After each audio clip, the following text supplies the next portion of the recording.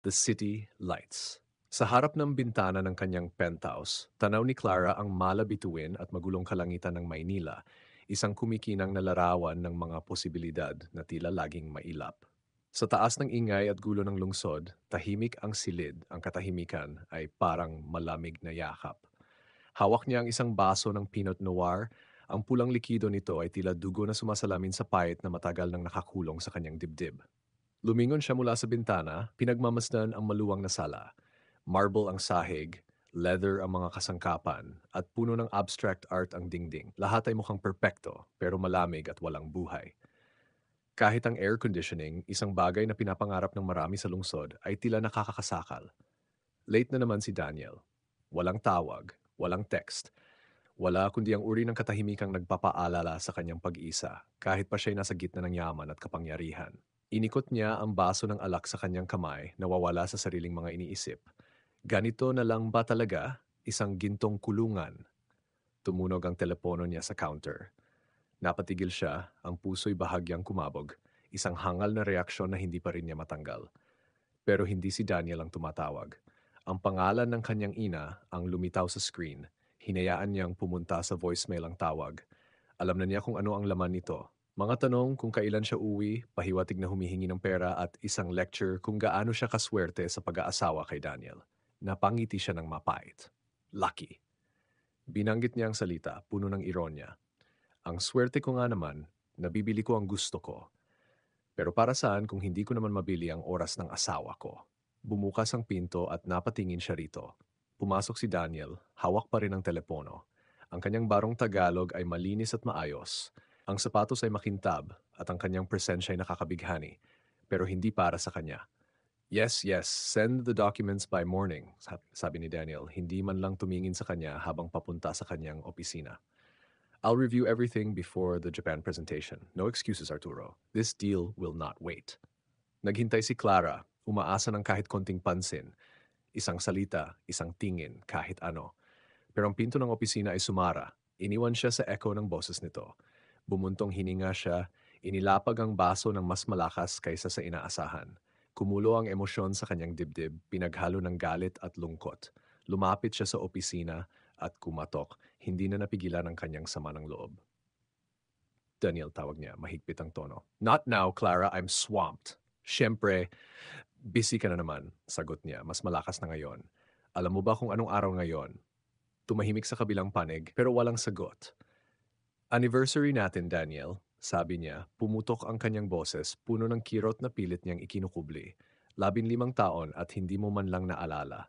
Bumukas ng bahagya ang pinto at sumilip si Daniel, halatang napapahiya pero naiirita rin. I'm sorry, things have been crazy at work. I'll make it up to you, I promise. Napatawa si Clara, mapait ang tunog.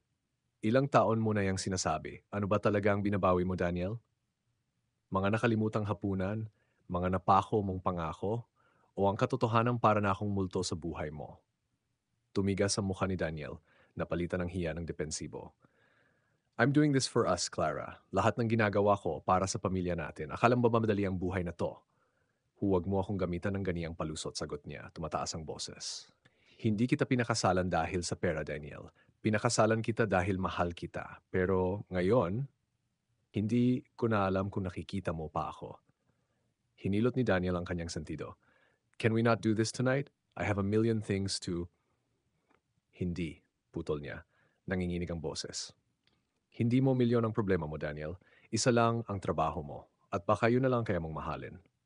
Tiningnan siya ni Daniel, hindi mabasa ang ekspresyon bago muling pumasok sa opisina.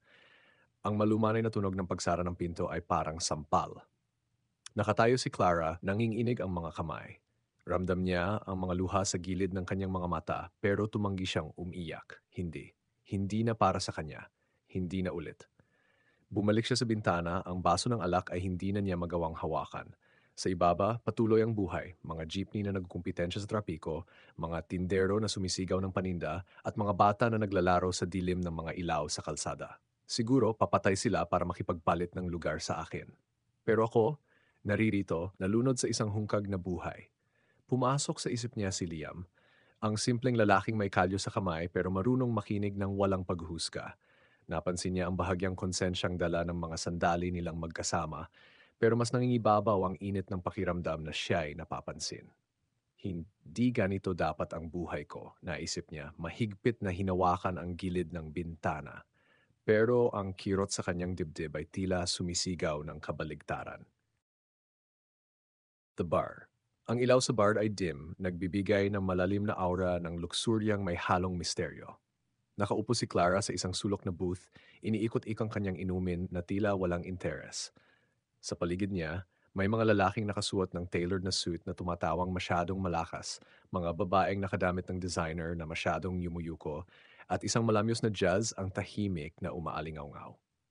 Isang mundong kilalang-kilala na niya, mukhang elegante ngunit puno ng desperasyon sa ilalim. Ang tingin niya ay dumaan sa mga tao hanggang sa tumigil ito sa isang lalaki sa dulo ng bar. Hindi siya nababagay dito.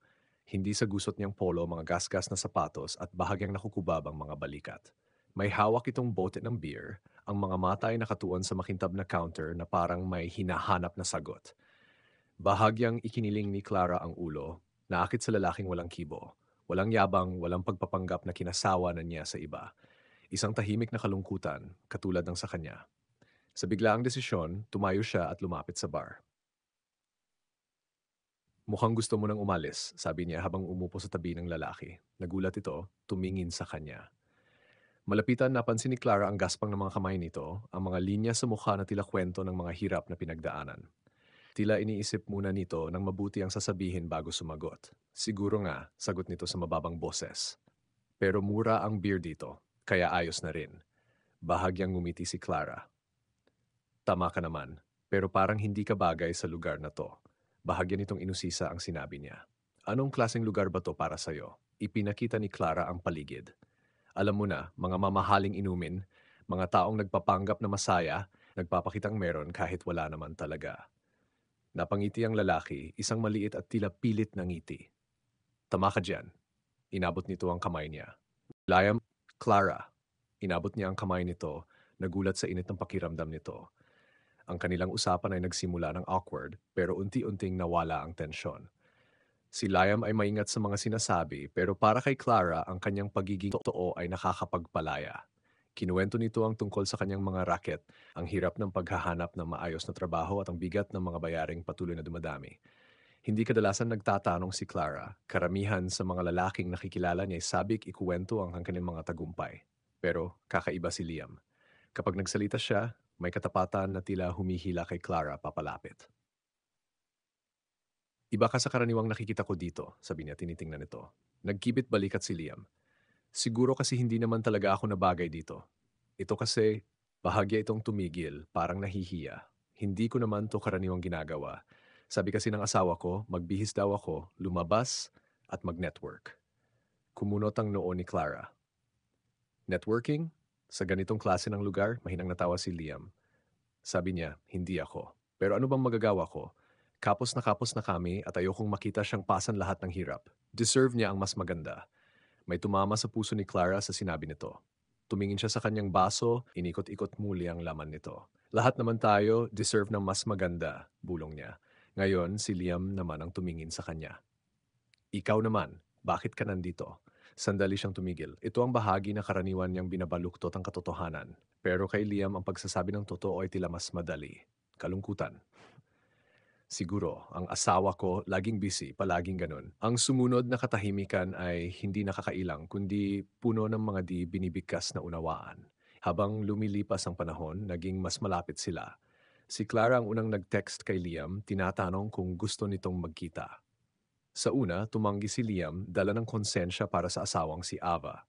Pero mahirap tanggihan ng mundo ni Clara ang atensyon at kaginhawaan nito. Para kay Clara, ang mga sandaling kasama si Liam ay nakakalasing. Hindi niya sinasamba ang kanyang kayamanan, hindi rin ito pilit nagpapakitang gilas. Basta naroon ito, matatag sa gitna ng kanyang magulong buhay. Alam niyang hawak niya ang lahat ng baraha, pero hindi ito tungkol sa kapangyarihan kundi sa pakiramdam na siya ay mahalaga. Isang gabi, habang nasa sulok ng isa pang bar, inabot ni Clara ang kamay ni Liam. Bahagya itong nagulat ngunit hindi ito umiwas. Iba ka, bulong niya. Ikaw rin, sagot nito, ang boses puno ng emosyong hindi niya mawari. Pasasalamat ba? Pagsisisi? Sa paglipas ng mga gabi, ang kanilang mga hangganan ay unti-unting nawala. Si Liam na dati driven ng pangangailangan ay tila nahulog sa pagiging malapit kay Clara. At si Clara sa kabila ng kanyang kayamanan at pribilehiyo ay nahanap ang sarili na kailangan si Liam sa paraang hindi niya inaasahan. Walang kamalay-malay ang dalawa kung gaano kapanganib ang koneksyong ito. The weight of survival. Ang hangin sa kanilang maliit na apartment ay mabigat at amoy luma. Halos nakakahilo sa halong amoy ng basang dingding at maruming labada. Isang maliit na ventilador ang mahinang umiikot sa sulok. Halos walang nagagawa laban sa mainit na alinsangan ng Maynila. Nakaupo si Ava sa gilid ng kanilang lumang kutson, nakatitig sa notice ng pagpapalayas na nakapin sa pinto. Malabo na sa kanyang paningin ang mga salita, ngunit ang bigat nito ay parang batong nakadagan sa kanyang dibdib. Gaano pa katagal? Tanong niya, halos bulong na ang boses. Si Liam, nakaluhod sa sulok at inaayos ang sirang suwelas ng kanyang lumang sapatos, ay hindi tumingin sa kanya. Isang linggo, baka mas maikli pa kung mawala ng pasensya ang may-ari. Mahina at mapait ang naging tawa ni Ava, malutong ngunit walang buhay. Pasensya. Sobra na nga siguro ang pasensya niya sa atin. Tumayo si Liam, inilapag ang sapatos at lumapit sa kanya.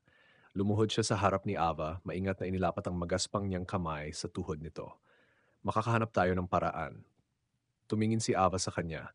Puno ng pagod at kawalang tiwala ang kanyang mga mata. Paano, Liam? Isa pang baka sakaling trabaho? Isa pang bagay na ibebenta ko. Napabagsak ang kanyang boses at tinakpan niya ang mukha gamit ang kanyang mga kamay. Hindi ko na kaya. Alam ko, mahinang sagot ni Liam. Alam kong mahirap. Bumaba ang mga kamay ni Ava at ngayon ay nag-aapoy ang kanyang mga mata. Hindi mo alam, Liam. Lumalabas ka araw-araw, naghahanap ng trabahong kulang pa sa pamasahe. At ako, naputol ang kanyang boses, tumingin siya sa malayo. Ako ang gumagawa ng mga bagay na kinamumuhian ko para lang makaraos tayo. Wala kang alam sa pakiramdam na yon. Nanigas ang panga ni Liam. Alam niya. Alam na alam. Alam niya dahil tuwing umuwi si Ava, amoy mura itong pabango na hindi kanya. Alam niya dahil nilulunok niya ang pahit sa kanyang lalamunan habang tinitingnan ang mga mata nito na tila nawala na ng liwanag. Hindi ko kailanman hiniling na gawin mo yon ni Liam. Mababa, ngunit nanginginig ang boses. Hindi mo nga hiniling, sagot ni Ava, ang bawat salita ay parang patalim. Pero ano pa bang magagawa ko? Akala mo ba gusto ko to? Akala mo ba masaya ako habang ngumingiti kahit hinahawakan nila ako para lang mabigyan tayo ng pangkain o pambili ng gamot? Tumayo siya, naglalakad paikot sa maliit na kwarto. Alam mo ba ang pakiramdam ng ngumiti habang tinuturing kang wala kang halaga kundi isang katawan na inuupahan? Tumayo rin si Liam, nakatukod ang mga kamao sa kanyang tagiliran. At akala mo ba madali para sa akin na makita kang ganyan? Na malaman kong wala akong maibigay sa'yo kundi ganito. Naputol ang kanyang boses at tumingin siya sa malayo, puno ng hiya. Kinamuhian ko ang lahat ng ito. Humupa ang galit ni Ava, napalitan ng tahimik na kawalan ng pag-asa na pareho nilang pasan. Bumalik siya sa kutson, itinakip muli ang kanyang mga kamay sa mukha. Tigilan mo na to, Liam. Ayusin mo na to. Pagod na ako. Gusto ni Liam mangako na gagawin niya, pero hindi niya magawa. Buong araw siyang nagbuhat ng semento sa ilalim ng tirik na araw para sa trabahong kulang pa sa minimum na sahod. Masakit ang kanyang katawan, tila binabasag ang kanyang likod at wasak na wasak ang kanyang dangal. Ang totoo, hindi niya alam kung paano lulutasin ang lahat ng ito. Kinagabihan, umalis muli si Ava. Suot niya ang nag-iisa niyang maayos na damit, ang damit na tinahi niya mula sa punit at ang kanyang gastadong takong. Hindi na niya sinabi kung saan siya pupunta, pero pareho nilang alam. Naiwan si Liam sa madilim na apartment, nakaupo at nakatitig sa sirang kisame. Ang bigat ng kanyang kabiguan ay parang tatalim na nakabaon sa kanyang puso. Naisip niya si Clara, ang maganda at mahiwagang babae na nagbigay sa kanya ng pakiramdam na parang may halaga siya. Sa kanya, kahit sandali, parang may saysay ang lahat. Ngunit ang konsensya niya ay patuloy na bumabagabag, masakit at walang awa.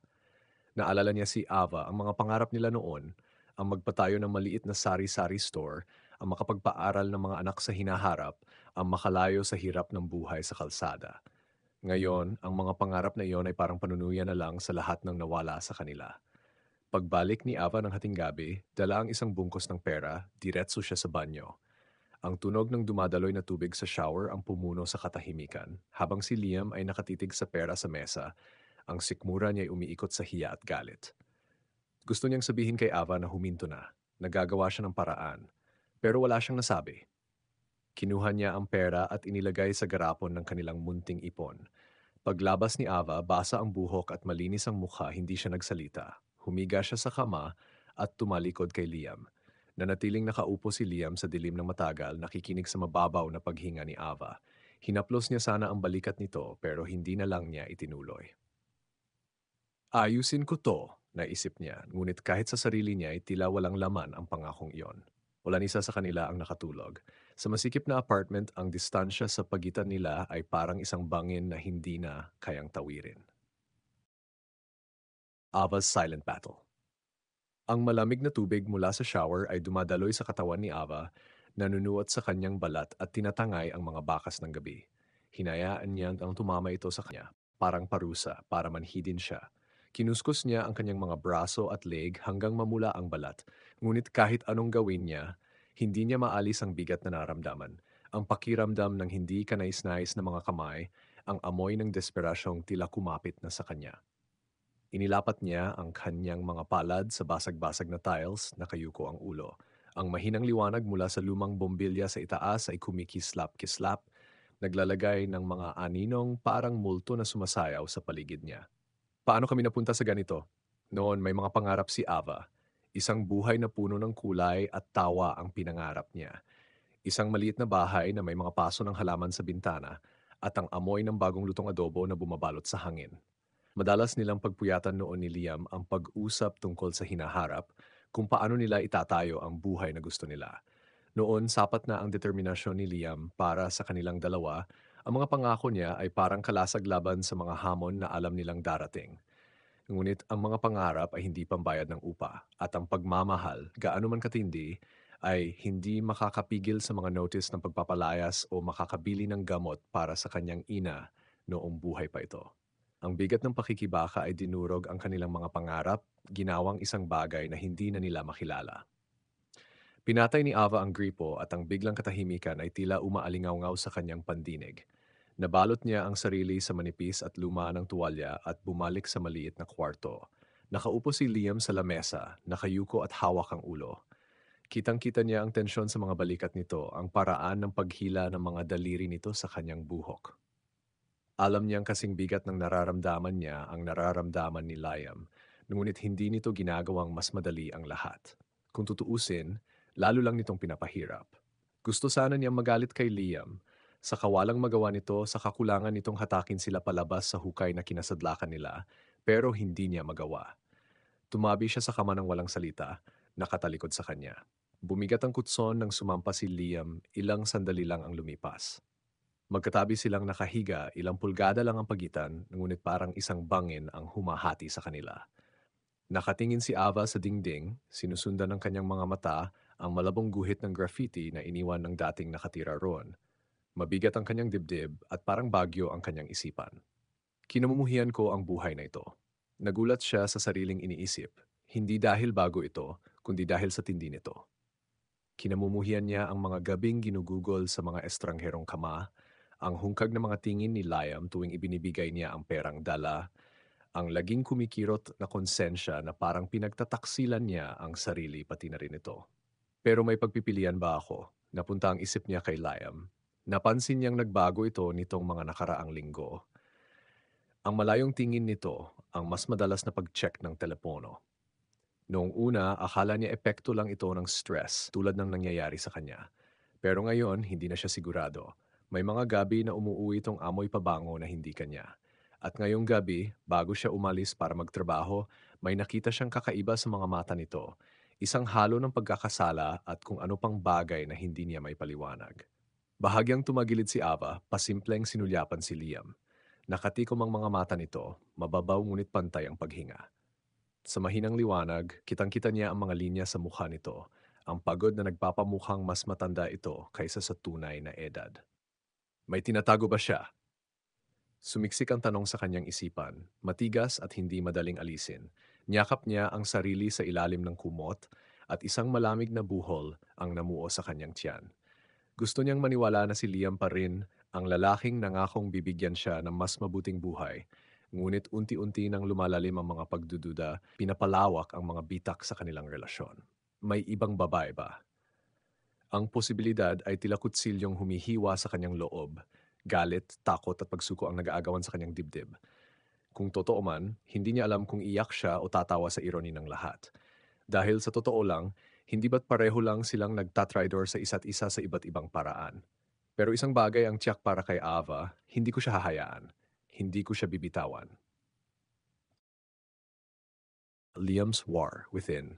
Naupo si Liam sa mesa ng kusina. Ang mga kamay ay nanginginig habang walang malay na tinatanggal ang label ng isang murang bote ng alak. Halos wala na itong laman pero hindi niya mataan kung gaano katagal na ito roon. Hindi naman talaga ang alak ang kanyang hinahanap. Hindi. Ang hinahanap niya ay ang mawala ng pakiramdam, ang pagtakas mula sa bigat ng konsensya na parang isang toneladang mabigat sa kanyang dibdib. Hindi niya kailanman inisip na magiging ganito ang lahat. Hindi niya nais na ipagkanulo si Ava, ang babaeng ipinangako niyang bibigyan ng mas magandang buhay. Pero heto siya ngayon, nakaupo sa dilim na paglalabanan ng sarili sa pagitan ng dalawang babae, dalawang buhay. Bawat isa ay humihingi ng ibang bahagi ng kanyang sarili. Nang unang pumasok si Clara sa bar, hindi niya inasahan na magiging iba siya. Hindi tulad ng ibang mga babae na nagpapakita sa kanya, nagmamadaling makuha ang kahit anong bagay, anumang bagay para magmukhang may halaga ang kanilang buhay. Si Clara, na may elegante at malamig na ganda, ay nagbigay ng kakaibang interes sa kanya na wala pang ibang babae. Pero hindi lang ang ganda ni Clara. Ang nakakatawa ay kung paano siya tiningnan ni Clara. Totoong tiningnan, hindi bilang isang manggagawa, hindi bilang isang taong nagtatangkang mag-survive. Sa unang pagkakataon, may tumingin sa kanya na hindi may awa, kundi may pagpapahalaga. Ang atensyon ni Clara, ang tahimik na pag-unawa, ay nagbigay sa kanya ng pakiramdam na may halaga siya. Doon nagsimula ang delikadong bahagi. Hindi alam ni Liam kung gaano siya kauhaw sa atensyon, sa pagmamahal hanggat hindi ito inaalok ni Clara ng napakadali. Galit siya sa sarili. Galit siya kung paano siya agad na napapasok, kung paano niyang iniwan ang kanyang sarili para sa panandaliang ginhawa na ibinibigay ni Clara. Ngunit tuwing kasama si Clara, pakiramdam ni Liam ay parang buhay na siya. Pero tuwing naisip niya si Ava, ang mga mata nitong pagod, ang paraan ng pagkaupo nito sa mesa pagkatapos ng isang mahabang araw ng pakikibaka, ang konsensya ay kumakagat sa kanya na parang isang mabagsik na hayop sa kanyang dibdib. Si Ava ay karapat-dapat sa mas mabuti. Laging nariyan siya para sa kanya kahit wala siyang maibigay kundi mga pangako. Nanatili siya kay Liam kahit ang mundo ay nagugunaw na sa kanilang paligid. Nangako siyang poprotektahan siya, magtatayo sila ng buhay na magkasama. Nangako silang aakyat sila mula sa lahat ng ito, magkasama. Ngunit ngayon, kasama si Clara, ang lahat ay tila mas simple, mas malinaw. Hindi siya kailangan na maging isang tao na hindi siya. Hindi siya kailangan na hilahin mula sa kahirapan. Gusto lamang siya ni Clara. Pero siya ba talaga si Clara ang gusto ko o ang pakiramdam na ibinibigay niya sa akin? Ang tanong ay patuloy na umiikot sa kanyang isipan, hindi may iwasan. Biglang tumayo si Liam, itinulak ang upuan ng matindi. Ang ingay nito ay gumalaw sa buong kuwarto. Mabilis na pumatak ang kanyang puso nang kunin ang kanyang jacket at lumabas ng pinto. Kailangan niya niyang linawin ang kanyang isipan. Kailangan niyang maghanap ng sagot.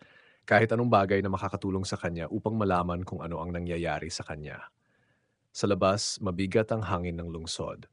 Ang ingay ng jeepney, ang ugong na masalimuot na kalsada, ang malalayong sigaw ng mga nagtitinda, lahat ng iyon ay naging malabo habang naglalakad si Liam, walang tiyak na direksyon. Ang isipan niya ay mabilis na pumapadyak sa pagitan ng malambot na ngiti ni Clara, ang paraan ng pagkakahawak nito sa kanya na parang kailangan siya, at ang katahimikan ng sakit sa mata ni Ava, ang paraan ng pagtitig nito sa kanya nang ibigay niya ang pera matapos ang isang gabi ng pagpapalitan ng kanyang dignidad. Paano ko ito ayusin? Huminto siya sa tabi ng tulay, tinitingnan ng madilim at maalon na tubig sa ibaba. Ang buong lungsod ay nakatambad sa harapan niya. Ang mga ilaw na kumikislap tulad ng mga bituin, bawat isa ay kumakatawan sa ibang kwento, ibang pakikibaka. Ang buhay niya ay tila napakaliit sa lahat ng ito, napakababa sa napakalawak ng paligid. Ipinakita ni Clara sa kanya kung paano maging may halaga. Ipinakita ni Ava sa kanya kung paano mag-survive. Ang paghila sa pagitan ng dalawa ay parang pagkapagod. Kasama si Clara, may excitement. Isang pangako ng higit pa sa kung ano siya. Kasama si Ava, may katapatan, isang koneksyon na nabuo sa magkasamang sakripisyo at hirap. Ngunit tuwing iniisip ni Liam na nakagawa na siya ng desisyon, may ibang bahagi sa kanya na sumasalungat. Kapag kasama si Clara, isang bulong ng konsensya ang dumausdos sa kanyang dibdib. Ang pagmamahal kay Ava, ang mga pangako, lahat ng pinagtulungan nilang dalawa ay nagbabalik sa kanya. Ngunit kapag kasama si Ava, ang kawalan ng pagnanasa ay kumakagat. Hindi niya alam kung sino siya na ngayon. Isa ba akong lalaking nagmamahal sa asawa niya? O isa lang akong lalaking natatakot na umalis sa ligtas na kasinungalingan? Walang katapusang mga tanong, walang madaling sagot, kundi mga sandali kung saan ang presensya ng isang babae ay sumasakop sa ibang bahagi ng kanyang buhay. Iniisip ni Liam kung paano titignan siya ni Ava kung nalaman niyang may iba, kung paano siya tatratuhin ni Clara kung nalaman nitong dala-dala pa niya ang bigat ng kasal. Hindi niya kayang tumakas dito. Hindi talaga. Hindi alintana kung ilang beses niyang pinipilit kumbinsihin ang sarili na ginagawa niya ito para kay Ava, para sa kanilang dalawa. Hindi na ito ang katotohanan. Ang tunog ng rustling sa likod niya ay pumutol sa kanyang mga iniisip at lumingon siya para makita si Clara. Ang mga takong ni Clara ay kumakalansing sa kalsada. Ang anino ng kanyang katawan ay matalim sa malamlam na ilaw. Hindi na kailangang itanong kung paano siya natagpuan. Palagi siyang may pakiramdam na makikita siya. May kakaibang pakiramdam sa kanya, isang mapanganib na kasanayan sa pag-alam ng bawat hinagpis at pagkabalisa ni Liam, pagbabasa ng bawat hindi nasabi niyang saloobin. Yan ba ang gusto mo? Tahimik na tanong ni Clara, ngunit tumagos ito sa ingay sa kanyang isipan. Hindi agad sumagot si Liam. Sa halip, huminga siya ng malalim at tinitigan ng ilog sa ibaba. Ang lungsod ay tila napakalayo ngayon, parang nakatayo siya sa gilid ng kanyang buhay, tinitingnan ang isang hinaharap na hindi niya kayang abutin. Hindi ko na alam kung ano ang gusto ko, sagot ni Liam. Lumapit si Clara, ang presensya nito ay parang mainit at mahigpit. Kailangan mong magdesisyon, Liam, kasi hindi tayo pwedeng magpatuloy na ganito, hindi habang buhay. Lumingon si Liam kay Clara, ang puso ay mabilis na tumitibok. Sa isang sandali, naging malinaw ang lahat. Ang mga mata ni Clara, ang kanyang paghipo, ang paraan ng pag-akit nito sa kanya patungo sa isang bagay na higit pa. Ngunit bigla, isang flash ng mukha ni Ava, pagod ngunit matatag, ang sumulpot sa kanyang isipan. Hindi ko alam kung kaya ko pa. Ang mga labi ni Clara ay bahagyang nag-curve, ngunit malamig, parang may kalkulasyon. Kung ganon, pareho tayong mawawala. Tumibok ng malakas ang puso ni Liam sa dibdib. Ang bigat ng mga salita ni Clara ay tumimo sa kanya. Tinitigan niya ang ilog sa ibaba, hindi sigurado kung ano ang naghihintay sa kanya. Liam's conscience is eating him up. Ang malamig na hangin sa tulay ay parang niyayakap si Liam, mabigat na may hindi maipaliwanag na bigat. Para bang pilit siyang pinapakonfronta ng kanyang sariling mga iniisip habang tinitingnan ang tubig sa ibaba, ang agos na dala ang bigat ng mga maling desisyon, mga pagkakamaling hindi na kayang itama. Ang mga salita ni Clara ay patuloy na umuukit sa kanyang isipan. Kung hindi ka pipili, pareho tayong mawawala. Paano nga ba siya napadpad sa ganitong sitwasyon? Noong unang panahon, sapat na para kay Liam ang presensya ni Ava. Ang mga ngiti nito, ang tapakang nito sa pagharap sa bawat hamon ng buhay ay nagpalakas kay Liam. Kahit noong mga panahong wala silang makain o matuluyan, ang mga mata ni Ava ay nagpapaalala sa kanya na ang kanilang mga sakripisyo ay may kabuluhan. Ngunit habang lumilipas ang panahon, unti-unting nagsimulang maglahong kanilang mga pangarap. Ang mga plano nila ay inilibing sa ilalim ng paghihirap. Bawat araw na hindi niya magampanan ang mga pangako kay Ava ay parang isang araw na siya'y lumalayo sa kanya. At dumating si Clara, isang panandaliang pagtakas mula sa bigat ng lahat. Kasama si Clara, muling nakaramdam si Liam ng halaga. Ang paraan ng pakikitungo nito sa kanya ay nagsilbing paalala na hindi siya isang kabiguan. Ngunit alam din niya sa kanyang puso na ang simplisidad ni Clara ay isang ilusyon lamang, isang pansamantalang aliw na hindi kayang punan ang kalungkutan ng kanyang kaluluwa. Sa tulay, ramdam ni Liam ang bigat ng dalawang mundong pilit niyang binabalanse. Si Ava, ang babaeng nakipaglaban sa hirap ng buhay kasama siya, handang magsakripisyo kahit ito ay nasasaktan na. Si Ava, na kahit pagod na, ay patuloy na kumapit. At si Clara, ang simbolo ng isang bagong simula, isang pangako ng ginhawa at kalayaan mula sa mga problema na magkasama nilang hinarap ni Ava. Ano ang pipiliin ko? Tanong ni Liam sa kanyang sarili. Ang bigat ng desisyon ay mas mabigat pa kaysa sa konsensyang patuloy siyang nilalabanan araw-araw.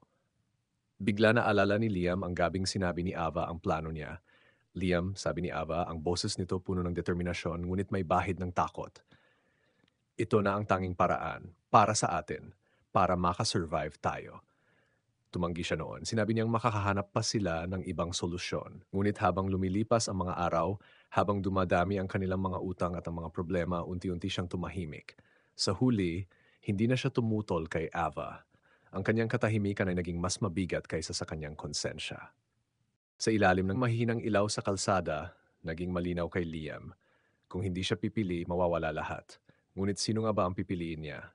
Si Clara, na nag-alok ng bagong simula, o si Ava, ang babaeng tumayo sa tabi niya sa bawat bagyo. Biglang nagising siya. Isang malakas na tunog ng pagbagsak mula sa kusina. Isang pinggan ang nahulog at nagising siya mula sa isang panaginip na tila masyadong totoo. Sa kusina, nakita ni Liam si Ava na inaayos ang basag na pinggan mula sa sahig. Nakita niya ang pagod sa mukha nito habang naghahanda ng kanilang pagkain, ngunit andoon pa rin ang dedikasyon at pagmamahal. Hindi niya mapigilang makaramdam ng sakit sa kanyang dibdib. Habang pinapanood niya si Ava, naisip niya, paano ko nga ba naisip na iwan siya? Tahimik na lumapit si Liam at tinulungan si Ava na pulutin ang mga basag na piraso. Ramdam niya ang bigat ng bawat galaw ni Ava at ang bigat ng kanyang konsensya. Alam niyang may kailangang magbago hindi lang sa kanilang sitwasyon kundi sa sarili niya.